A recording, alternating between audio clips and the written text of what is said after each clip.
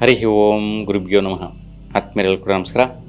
ಆತ್ಮೀಯರೇ, ಈಗ ನಾವು ನವೆಂಬರ್ ತಿಂಗಳಲ್ಲಿ ವೃಷಭ ರಾಶಿಯವರಿಗೆ ಏನೆಲ್ಲ ಪ್ರತಿಫಲಗಳು, ಗ್ರಹಗಳ ಒಂದು ಬದಲಾವಣೆಯಿಂದ ಒಂದು ರಾಶಿಯಿಂದ ಮತ್ತೊಂದು ರಾಶಿಗೆ ಸಂಚಾರ ಮಾಡೋದರಿಂದ ಯಾವ ರೀತಿಯ ಪ್ರತಿಫಲಗಳನ್ನು ಪಡಿಬಹುದು ಅನ್ನೋಂಥದ್ರ ಬಗ್ಗೆ ತಿಳ್ಕೊಳ್ಳುವಾಗಿರುತ್ತೆ.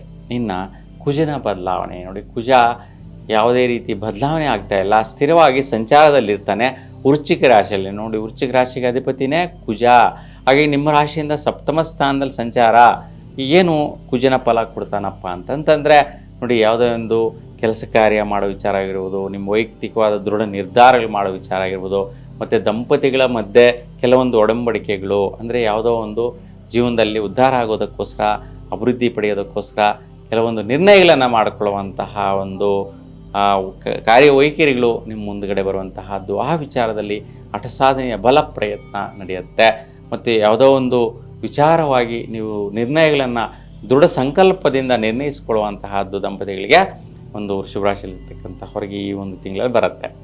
ಇನ್ನು ಬುಧನ ಒಂದು ಬದಲಾವಣೆ ನೋಡಿ, ಬುಧ ಗ್ರಹ ಬಂದು ಈ ಒಂದು ಸಪ್ತಮ ಸ್ಥಾನದಲ್ಲಿ ಸಂಚಾರ, ಅಂದರೆ ವೃಶ್ಚಿಕ ರಾಶಿಯಲ್ಲಿ ಸಂಚಾರದಲ್ಲಿರ್ತಾನೆ.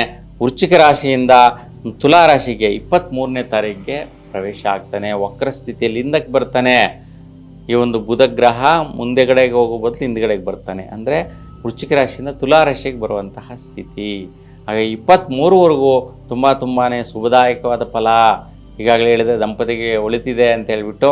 ಹಾಗಾಗಿ 16ರ ನಂತರದ ದಿನಗಳು 23ರವರೆಗೂ, ಅಂದರೆ 16 ಮತ್ತು 23 ಈ ಒಂದು ಮಧ್ಯಕಾಲಗಳಲ್ಲಿ, ಅಂದರೆ 7 ದಿವಸಗಳ ಕಾಲ ತುಂಬಾ ಅತ್ಯದ್ಭುತವಾದಂತಹ ಸಮಯ. ನೋಡಿ, ಒಂದು ವೃಷಭ ರಾಶಿಯವರು ನೋಟ್ ಮಾಡ್ಕೊಳ್ಳಿ, ನೀವು ಈ ಒಂದು ತಿಂಗಳಲ್ಲಿ ನವೆಂಬರ್ ತಿಂಗಳಲ್ಲಿ 16ರಿಂದ 23 ಈ ಒಂದು ಸಮಯದಲ್ಲಿ ಸೂರ್ಯ, ಕುಜ, ಬುಧ 3 ಗ್ರಹಗಳು ಯತಿಯಾಗ್ತಾ ಇರ್ತಕ್ಕಂತಹ ಸ್ಥಿತಿ ತುಂಬಾ ಚೆನ್ನಾಗಿರುತ್ತೆ. ಅದ್ಭುತವಾದಂತಹ ಫಲಗಳಿರುತ್ತೆ. ಈ 7 ದಿವಸಗಳು ನೀವು ಅಂದ್ಕೊಂಡಿದ್ದೆಲ್ಲ ಕೂಡ ಜಯಿಸಬಹುದಾಗಿರುತ್ತೆ.